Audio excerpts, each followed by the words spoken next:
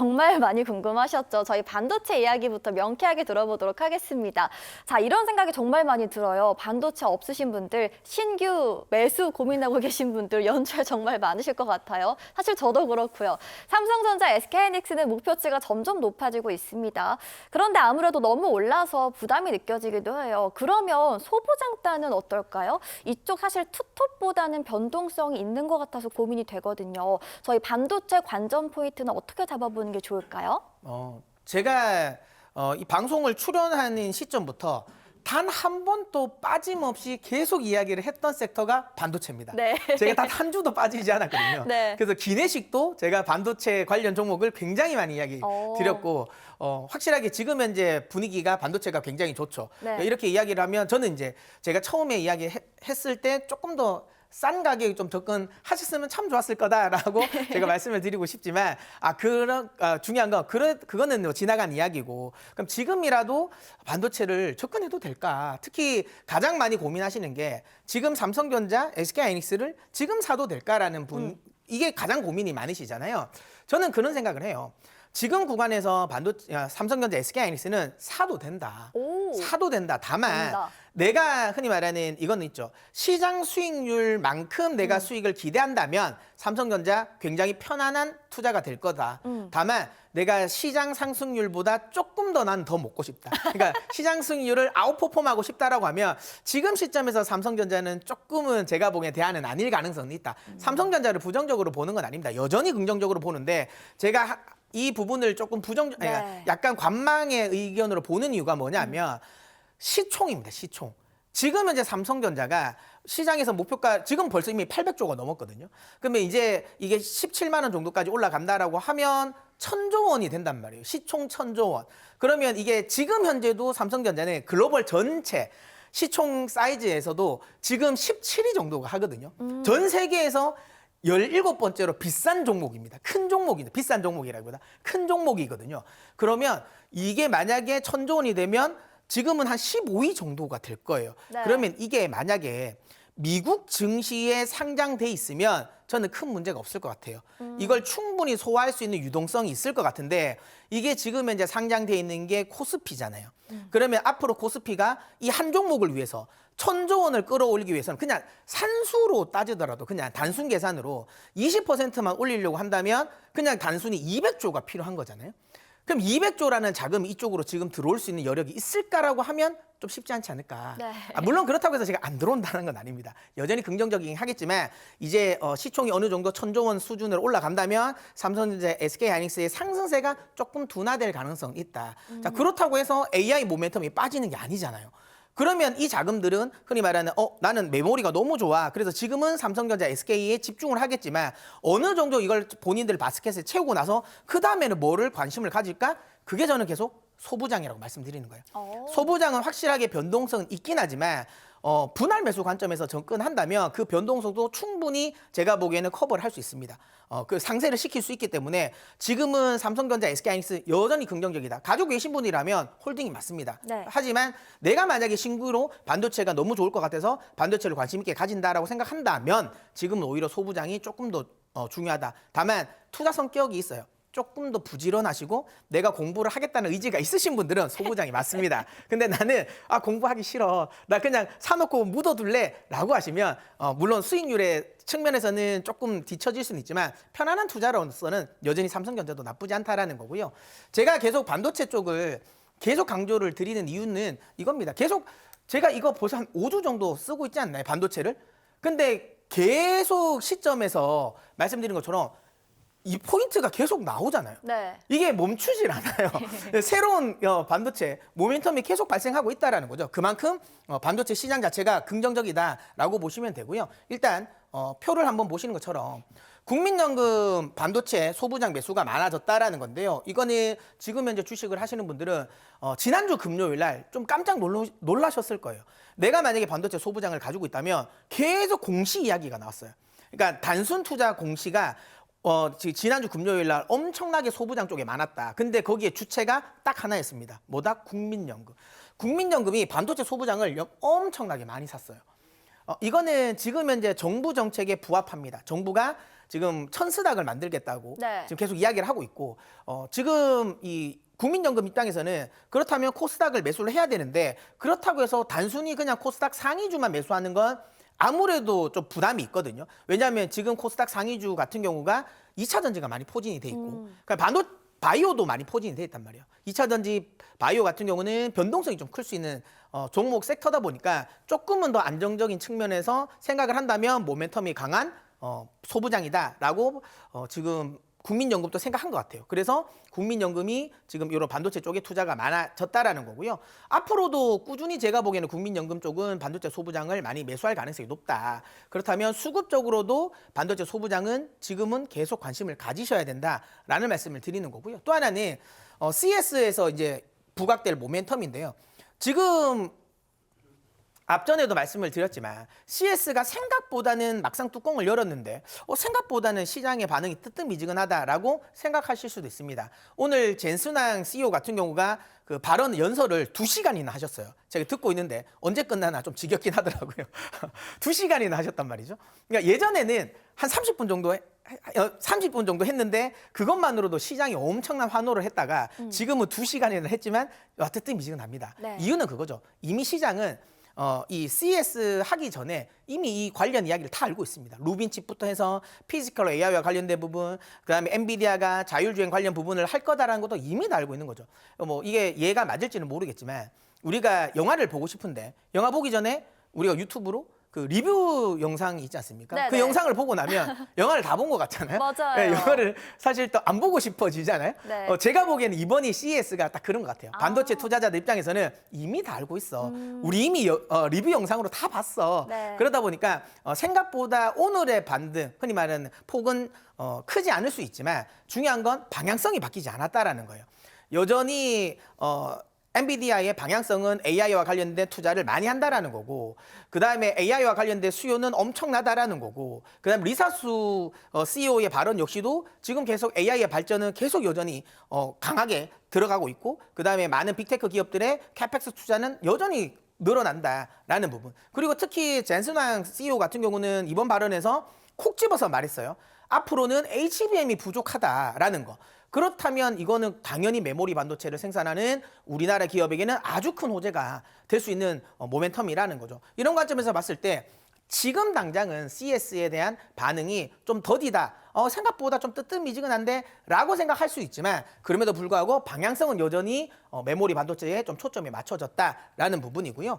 그 다음에 이번 주입니다. 이번 주 8일 날 삼성전자 잠정 실적이 발표가 되거든요. 물론 이거는 저는 개인적으로 삼성전자의 그 역사적인 흐름을 봤을 때는 항상 대부분은 삼성전자는 실적 발표하고 나면 세론이 나와요. 그러니까 실적 발표하고 나서 이제 기대감이 이제 반영이 다 됐으니까 호재의 노출이다라고 해서 또 주가가 좀 빠지는 경향이 있는데 그럼에도 불구하고 실적이 물론 지금 현재 증권사에서 주요 시장의 예상치는 20조가 넘거든요.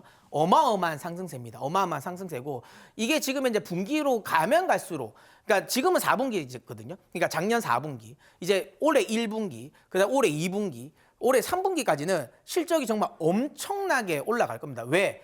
아시는 것처럼 지금 요즘에 이런 말이 있어요.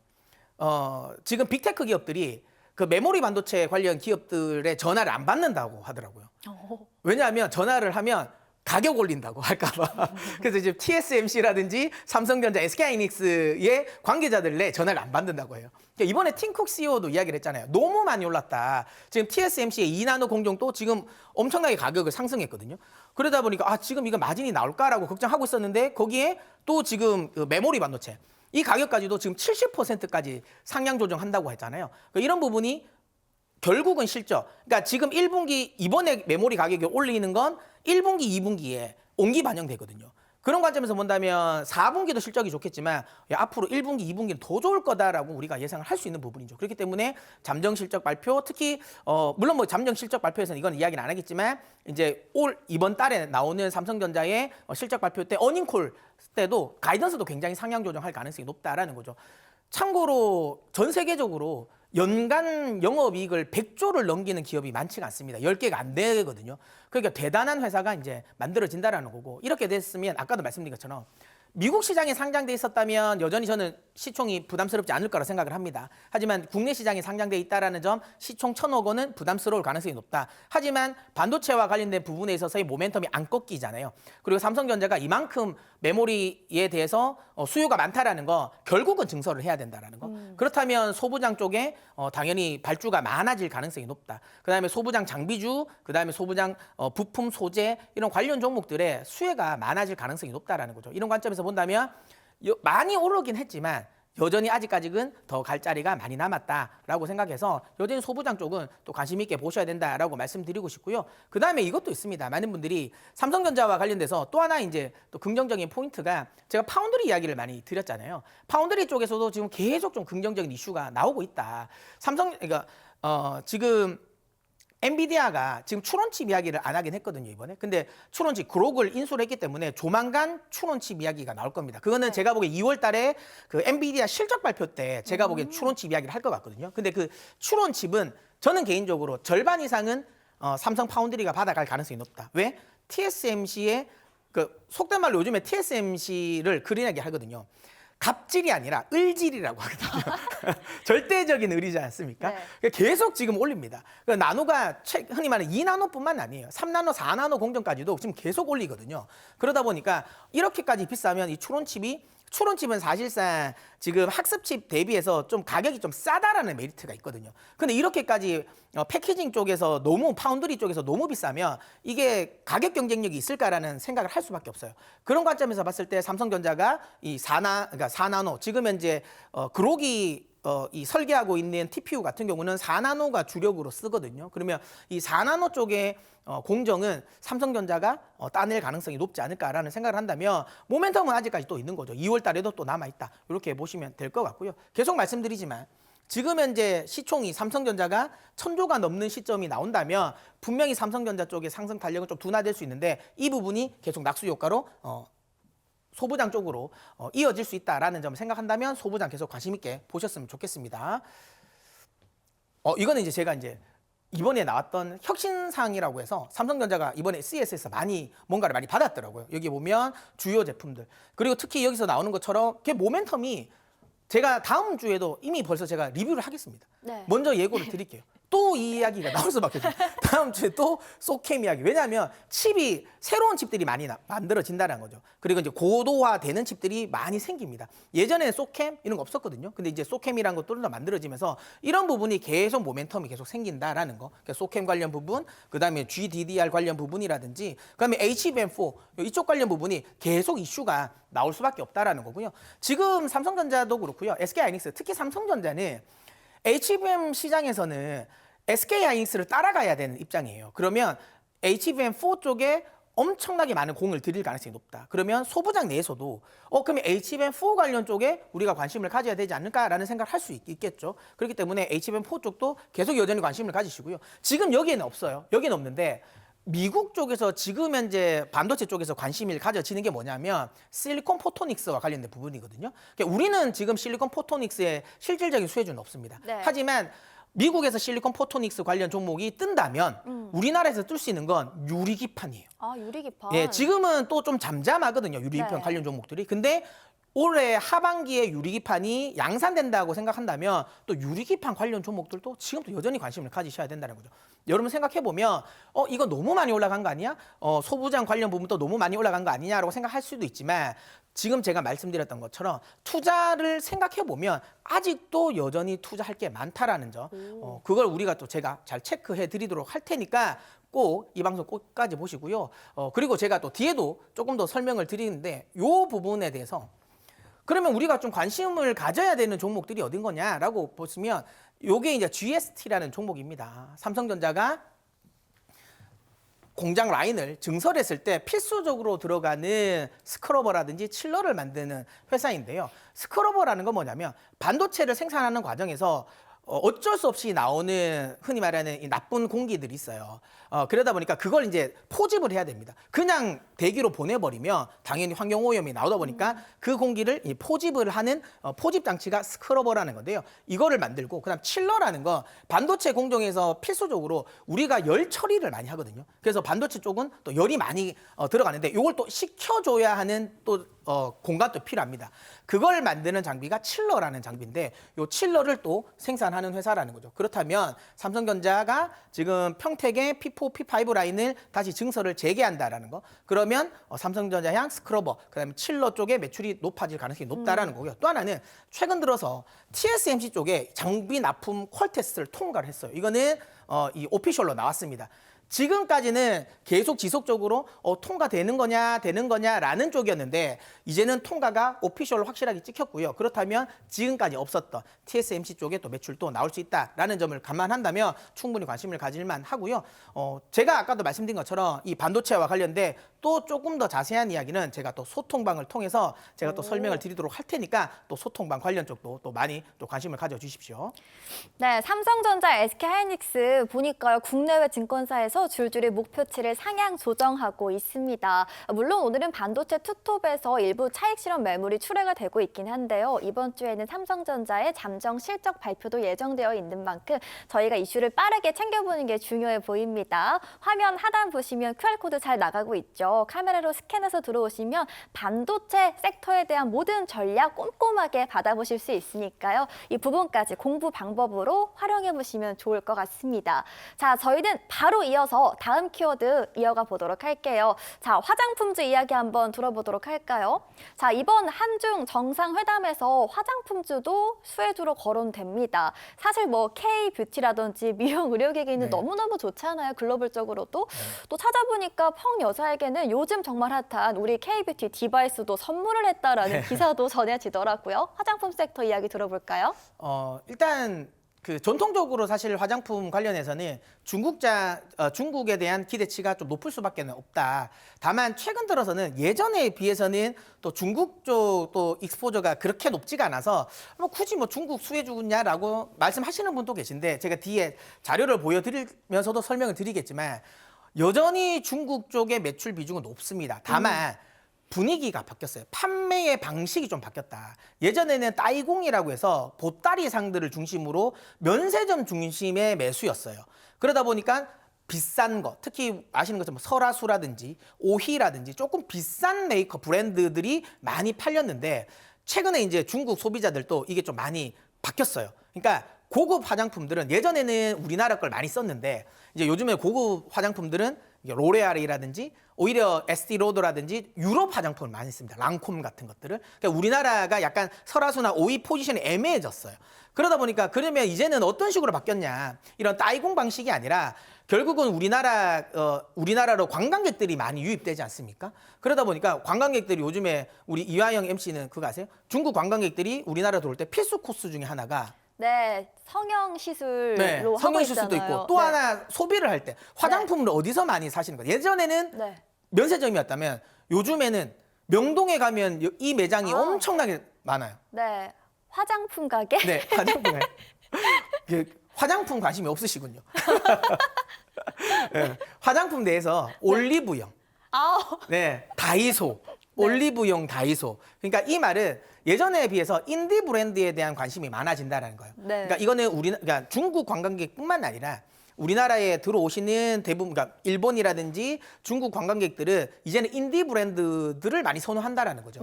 그러면 지금 현재 상장돼 있는 우리나라 이 화장품 중에서도 여러분들이 다들 아시는 LG 생활 건강이라든지 그다음에 이 아모레 패시픽보다는 오히려 인디 브랜드 쪽에 오히려 수혜가 늘어난다라는 거고 중국 이 관광객들 같은 경우도 그러면 우리나라 왔을 때 면세점이 아니라 올리브영이라든지 다이소에 들어가 있는 입점돼 있는 인디 브랜드를 많이 사는 거구나라고 우리가 볼 수 있는 거예요. 그렇다면 화장품주를 우리가 관심 있게 보신다면 인디 브랜드 중심으로 우리가 관심을 가지시면 되겠다라고 생각이 들고요. 보시는 것처럼 어쨌든 화장품 섹터도 이제는 좀 관심을 가져볼 만합니다. 근데 화장품 섹터는 주의를 하셔야 돼요. 항상 화장품주들은 지금부터 관심을 가지셔야 돼요. 그리고 여름이 지나는 시점에서는 매도를 하셔야 됩니다. 그게 왜 그러냐면 항상 지금 한 3년간의 패턴이에요. 항상 화장품주들은 이때 그러니까 여름쯤에는 아주 많이 팔릴 거, 연말에 많이 팔릴 거라는 기대치가 엄청나게 많이 받거든요. 근데 뚜껑을 까보면 생각보다 많이 안 팔려요. 그래서 급락이 나오고. 그래서 이제 화장품은 별론가라고 해서 실망하는 연초. 오히려 근데 그때부터는 다시 또 실적은 올라가거든요. 그렇기 때문에 지금 시점에 내가 화장품을 가지고 있다면 오히려 지금이 화장품 관련 쪽에 어찌 보면 센티멘탈은 거의 바닥입니다. 그래도 오히려 지금이 바닥권이라고 생각해서 지금부터 화장품은 좀 관심 가져시는 게 맞다라는 거고요. 그 관점에서 본다면 어쨌든 한중 정상회담에 대한 기대감. 물론 우리가 기대했던 것만큼 시원하게 한한령 해제라는 말은 없었어요. 근데 중국 입장에서는 지금까지도 계속 한결같이 말하잖아요. 우리는 한한령을 한 적이 없다. 공식적으로 한한령이 한 적이 없기 때문에 한한령 해제라는 말도 우습긴 하겠죠. 그러다 보니까 우리가 좀 기대했던 한한령 시원한 해제는 없겠지만 점진적으로 지금 현재 정부의 이런 중국과의 이런 기조를 생각을 한다면 점진적으로는 완화될 가능성이 높지 않을까라는 생각을 하고 있고요. 그리고 어쨌든 중국 관광객들이 우리나라에 굉장히 많이 들어오고 있다라는 거. 그리고 이거는 확실하게 우리나라 화장품에 긍정적이다라고 보시면 되고요. 그다음에 앞서도 이야기 드린 것처럼 화장품주는 항상 말씀드린 것처럼 여름에 기대치가 많이 났다가 실제로 겨울 되면 쭉 빠집니다. 근데 이제부터 다시 올라가는 시기예요. 그렇다면 지금 실제로도 차트적으로 보더라도 이 수출 회복 속도가 눈에 보인다라는 점이고, 그다음에 이 부분입니다. 지금까지는 예전에는 중국 속된 말로 중국 원툴 시장이었어요. 중국에게만 기대를 했는데 최근 들어서는 이 시장 자체가 다변화됐어요. 유럽으로도 많이 했고, 그다음에 이제 미국 쪽으로도 많이 들어갔죠. 특히 미국 쪽이랑 유럽 쪽의 성장이 굉장히 큽니다. 이게 아무래도 이제 K-팝, 그다음에 K 문화가 많이 이제 전파되면서 특히 미국의 주요 인플루언서들이, 이거는 제가 보기에는 우리나라 K-뷰티 업체들이 굉장히 전략을 잘 쓴 것 같아요. 그러니까 대규모 공세가 아니에요. 그러니까 인플루언서를 잘 공략한 거예요. 인플루언서에 대해 어찌 보면 이제 이 광고를 하면서 그 인플루언서들로 인해 가지고 우리나라 K-뷰티가 굉장히 알려졌거든요. 그러니까 이런 전략들이 굉장히 잘 먹혔다라는 부분이고, 그다음에 뭐 이런 것들도 잘 할 수 있었던 건 실리콘2가 밑을 잘 닦아 주신 것 같아요. 그래서 실리콘2가 이 아마존 시장을 잘 이렇게 흔히 말하는 우리나라 인디 브랜드들이 아마존에 좀 잘 정착할 수 있게 잘 만들어 놨다라는 거. 그런 관점에서 본다면 예전에 비해서는 또 한 군데 한 시장이 좀 집중되지 않는다. 특히 아시아 시장이 집중되지 않고 이게 이제 유럽 시장, 미국 시장으로도 이 다변화가 됐다라는 부분도 굉장히 긍정적이다라고 보시면 되고요. 여기 보시는 것처럼 지금 수출액입니다. 수출액이 여러분들이 보이신 것처럼 꾸준하게 늘어나고 있다. 이렇게 꾸준하게 늘어나고 있고, 올해는 더 많이 늘어날 가능성이 높다라는 점. 그다음에 영업이익률도 늘어나다가 좀 줄다가 올해 다시 늘어나는 흐름을 보인다. 이게 왜 그러냐면 처음에 그러니까 작년에 우리나라 화장품주들이 그 유럽이라든지 그다음 미국 시장에 진출을 하는 거의 어찌 보면 초입구였어요. 그 앞전에는 뭐 간헐적으로 들어갔다면 본격적으로 유럽과 미국 시장을 공략한 게 지난해부터였거든요. 그러면 여러분도 아시겠지만 모든 사업이라는 게 시장의 초기에 진압을 하면 비용을 많이 쓸 수밖에 없어요. 마케팅 비용이라든지 그다음 인지도를 올리기 위해서 비용을 많이 쓸 수밖에 없습니다. 그러다 보니까 영업이익률이 떨어지는데, 지금은 올해는 이렇게 물론 이게 캐대한 효과도 있긴 하지만 지금 올해 같은 경우는 이제 K-뷰티에 대해서는 어느 정도 입소문이 많이 퍼졌습니다. 그렇기 때문에 이런 마케팅 비용이 많이 낮아지고 특히 우리나라 K-뷰티의 브랜드 인지도도 높아졌어요. 그렇기 때문에 이런 부분이 영업이익을 올릴 수 있는 요인이다라고 보시면 됩니다. 자, 아까도 말씀드린 것처럼 시장이 굉장히 많이 다변화됐다는 거죠. 예전에는 압도적으로 중국 비중이 엄청나게 높았어요. 그러다 보니까 중국이 한한령이라든지 뭔가 정책적인 이슈가 있을 때마다 화장품주들이 휘청휘청 했었다면 지금은 아주 골고루 비중이 돼 있고, 특히 여기 보시는 것처럼 미국 쪽의 비중이 굉장히 높아졌다는 거죠.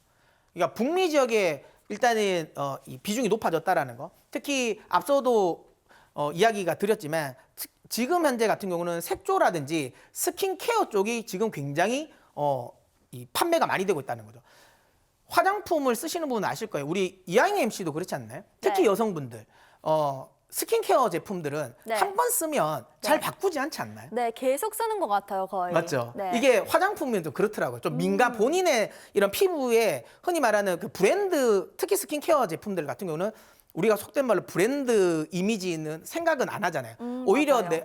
브랜드는 어쨌든 내 피부에 맞는 걸 많이 선호하다 보니까 그런 관점에서 본다면 스킨케어 시장을 장악하는 게 굉장히 중요한데 최근 들어 우리나라 이 인디 브랜드들이 지금 스킨케어 시장을 굉장히 많이 침입했다는 거죠. 그런 관점에서 본다면 앞으로도 매출이 늘어날 가능성이 높고 이걸 가장 잘 말해주고 있는 게 달바 글로벌입니다. 이거 참고로 저도 씁니다. 이게 승무원 미스트라고 해가지고 네. 노란색 병 있지 않습니까? 네, 그거를 지금 현재 미국이랑 유럽에서 굉장히 많이 쓰고 있는데 원래는 마진율이 낮았어요. 왜? 초반에 들어갈 때 지금 그 울타뷰티라든지 그 미국의 올리브 영양 같은데요. 그 다음에 코스트코에 입점을 했거든요. 그러니까 초반에 입점을 했기 때문에 당연히 흔히 말하는 이 마진율이 낮아질 수밖에 없는데 최근에는 다시 아까도 말씀드렸죠. 작년에 많이 했기 때문에 올해는 이게 많이 낮아졌다라고 보시면 그 마케팅 비용이 많이 낮아졌기 때문에 마진율이 회복된다. 그렇기 때문에 요 달바 글로벌 같은 경우도 좀 관심 있게 보셔야 된다라고 말씀드리도록 하겠고요. 그리고 자, 아까도 말씀드렸던 오늘의 기내식 관련 종목인데요. 이거는 반도체 관련입니다. 많은 분들이 관심 있어 하실 것 같은데요. 반도체, 삼성전자, 고도와 수혜주이고요. 지금 현재는 절대적인 저평가 구간. 지금 반도체 소부장들 관련 종목들 중에서는 보시는 것처럼 생각보다는 바닥에서 이제 막 올라오고 있는 흐름이기 때문에 이 지금 현재 상승 초입구에서 한번 공략해 보시는 게 어떨까라고 설명드리고 싶고요. 요와 관련된 제가 좀 자세한 이야기는 또 소통방에서 또 말씀을 많이 드리도록 하겠습니다. 네, 저희 문서진 기장과 함께 오늘의 증시 키워드 짚어봤습니다. 오늘 저희가 이렇게 산업 중심으로 깊이 있게 공부를 했는데요. 이 흐름 속에서 특히나 오늘은 반도체라고 하는데 함께 가져갈 만한 기업이 있다면 더욱더 든든하겠죠. 그래서 지금 시청하고 계신 여러분들께만 저희가 특별한 선물을 준비를 했는데요. 바로 문서진 기장의 종목 기내식이 되겠습니다. 이 핵심 종목 기내식 얻어가실 수 있는 방법 알려드릴게요. 지금 화면 하단에 QR코드 잘 보이시죠? 휴대전화 카메라를 켜시고 화면에 있는 QR코드에 가져다 대시면 저희 연결 링크가 하나 뜨는데요. 링크를 클릭 한 번만 하시면 오늘 언급된 이 핵심 산업의 주도주와 그 투자 전략까지 모두 한 번에 받아가실 수 있습니다. 자, 기내식은요. 문서진 기자에게 직접 선별한 기회를 잡아볼 수 있는 비밀 공략주인데요. 대응하기 어려운 시장에서 여러분들을 안전한 항로로 안내 도와드리니까요. 현명하게 활용해 보시는 것도 좋을 것 같습니다. 네, 저는 잠시 문서진 기장의 교육 내용 정리해서 금방 돌아올게요.